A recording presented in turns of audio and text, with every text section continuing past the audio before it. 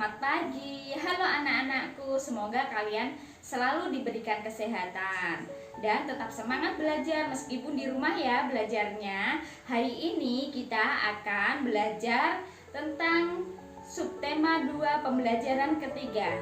Tak perlu berlama-lama, langsung lihat video yang akan ibu berikan ya. Jangan lupa dirangkum. Siang ayah, apakah aku mengganggu? Tidak, nak. Ada apa, Vito? Ada yang bisa ayah bantu? Begini ya, aku teringat ketika ayah mengajakku ke puncak gunung dulu. Ternyata Indonesia memiliki berbagai kekayaan sumber daya alam yang luar biasa ya. Benar sekali, nak.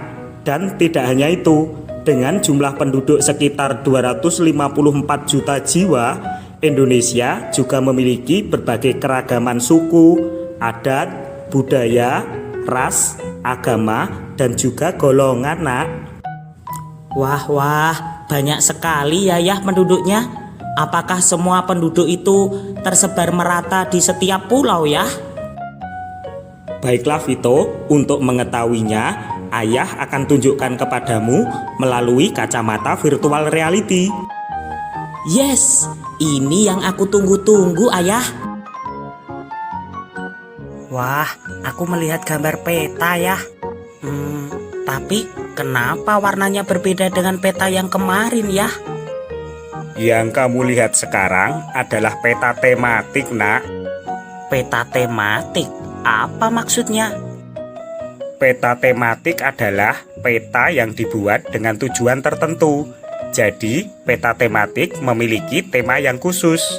Yang kamu lihat itu adalah peta persebaran kepadatan penduduk di Indonesia, Vito.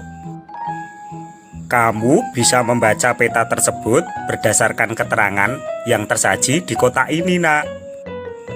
Oh, begitu ya. Aku sudah paham ya. Coba, nak, lihat baik-baik. Pulau mana yang paling padat penduduknya? Kalau berdasarkan keterangan ini, yang paling padat penduduknya berwarna merah. Tapi di peta tidak ada ya. Berarti warna coklat muda ini ya. Pulau Jawa merupakan pulau terpadat penduduknya. Apakah benar seperti itu, ayah? Tepat sekali, Vito. Sekarang, kalau yang paling sedikit penduduknya, pulau mana coba? Kalau berdasarkan keterangan ini, pulau yang paling sedikit penduduknya adalah Pulau Papua.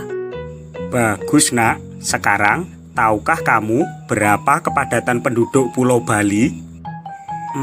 Kepadatan penduduk Pulau Bali. Aku tahu, ayah. Antara 600 sampai 1299 orang per kilometer persegi. Kamu menjawabnya dengan sangat tepat, anakku. Nah, perhatikan, Vito. Penduduk yang ada di Indonesia terdiri dari berbagai macam suku bangsa. Oh ya, suku apa saja, ayah? Perhatikan melalui kacamata virtual reality itu, nak. Ayah akan jelaskan padamu. Contoh suku-suku yang ada di Pulau Jawa, misalnya suku Jawa, suku Sunda, suku Tengger, suku Cirebon, suku Osing, suku Baduy, suku Betawi, dan lain sebagainya. Kalau yang ada di Pulau Sumatera, misalnya suku Aceh, suku Gayo, suku Melayu, suku Batak, suku Nias, suku Mentawai, suku Minangkabau, dan lain sebagainya. Sedangkan yang ada di Pulau Kalimantan, misalnya suku Dayak, suku Kutai, suku Pasir, suku Bajau, suku Banjar, suku Melayu, suku Tidung, dan lain sebagainya.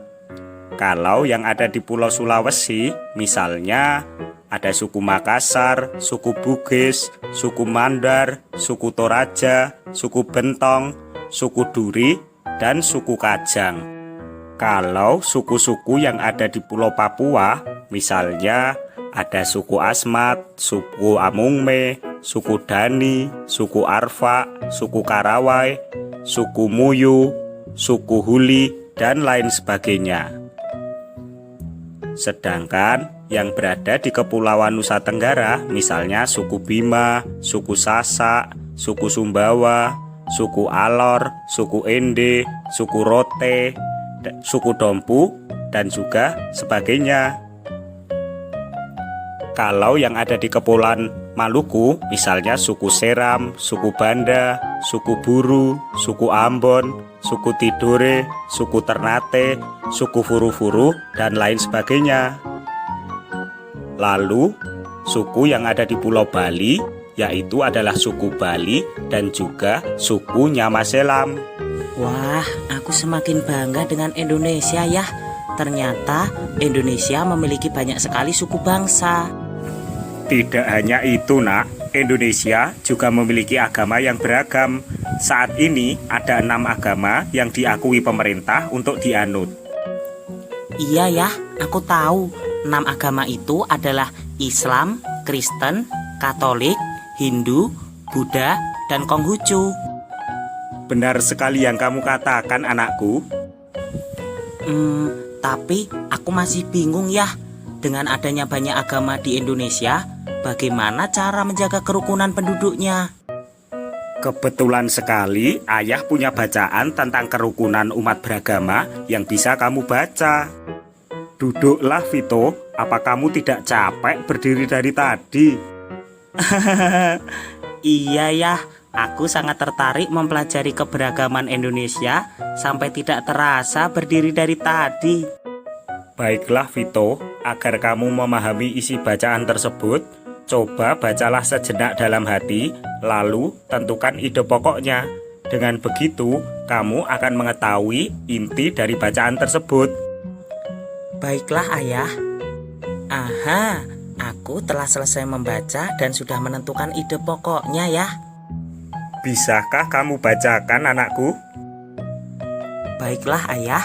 Aku akan membaca ide pokok masing-masing paragraf. Kerukunan umat beragama merupakan bentuk hubungan antar manusia yang damai berkat adanya toleransi beragama. Kerukunan umat beragama sangat penting bagi bangsa Indonesia untuk mencapai kesejahteraan hidup. Tri Kerukunan Umat Beragama merupakan program yang dicanangkan pemerintah untuk menciptakan kehidupan beragama, damai, dan rukun. Tri Kerukunan Umat Beragama bertujuan agar masyarakat Indonesia bisa hidup dalam kebersamaan meskipun banyak perbedaan. Tri Kerukunan Umat Beragama dimulai dengan kerukunan antar umat beragama dalam satu agama atau intern umat beragama. Tri Kerukunan Umat Beragama selanjutnya adalah kerukunan antar umat beragama yang memiliki pengertian kehidupan yang rukun antar masyarakat meskipun berbeda agama dan keyakinan. Tri Kerukunan Umat Beragama yang terakhir adalah kerukunan antar umat beragama dengan pemerintah, mengandung pengertian bahwa tiap-tiap umat beragama dapat bekerja sama dan bermitra secara baik dengan pemerintah dalam menjaga kehidupan bermasyarakat, berbangsa, dan bernegara. Kamu telah benar-benar mengetahui cara untuk menentukan ide pokok, anakku. Ingatlah, anakku, menjaga kerukunan beragama merupakan perilaku yang baik yang harus dilakukan oleh siapapun. Hal tersebut juga mencerminkan penerapan nilai-nilai luhur yang terkandung dalam sila Pancasila, terutama sila ketuhanan yang Maha Esa. Iya ya, aku masih ingat tentang nilai-nilai luhur Pancasila yang pernah ayah jelaskan dulu. Oh ya? Tentu saja ayah. Nilai luhur sila kedua misalnya berteman tanpa membeda-bedakan latar belakang, tidak belat sebelah dalam menyelesaikan masalah, menjenguk orang sakit, membantu orang lain, dan lain sebagainya. Kalau nilai luhur sila ketiga, misalnya gotong royong, kerja kelompok, mempelajari kebudayaan dari daerah lain, mencintai budaya asli daerah sendiri, dan mencintai produk-produk dalam negeri. Kalau nilai luhur sila keempat, misalnya pemilu, musyawarah mufakat, pemilihan kepala desa, pemilihan ketua kelas, dan lain-lain.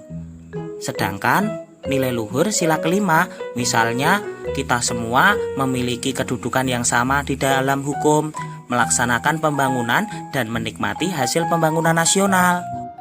Luar biasa, Vito. Tapi sekali lagi ayah ingatkan bahwa nilai-nilai luhur Pancasila bukan sekedar untuk dihafalkan, tetapi harus dilaksanakan dalam kehidupan sehari-hari. Iya ayah, aku belajar dan berusaha untuk selalu menerapkan dalam kehidupan sehari-hari. Iya, Vito, dari semua yang telah kita pelajari, sudah sepantasnya kita bangga menjadi warga Indonesia. Iya ya, saya bangga karena Indonesia memiliki nilai luhur yang masih terjaga di tengah-tengah masyarakat. Selain itu, kita juga harus bangga dengan luas dan letak wilayah Indonesia yang sangat strategis. Kita juga bangga dengan adanya keberagaman yang ada di Indonesia, baik suku, ras, agama, golongan, dan kebudayaan. Terima kasih atas semua penjelasannya, Ayah. Bagaimana anak-anakku sudah melihat kan video pembelajaran subtema 2 pembelajaran ketiga? Nah, nanti ibu akan berikan tugas kepada kalian dan kalian kerjakan. Saya tunggu pengumpulannya pukul 9 malam. Oke anak-anakku, semoga selalu semangat belajar di rumah dan jangan lupa jaga selalu kesehatan. Wassalamualaikum warahmatullahi wabarakatuh. Bye-bye.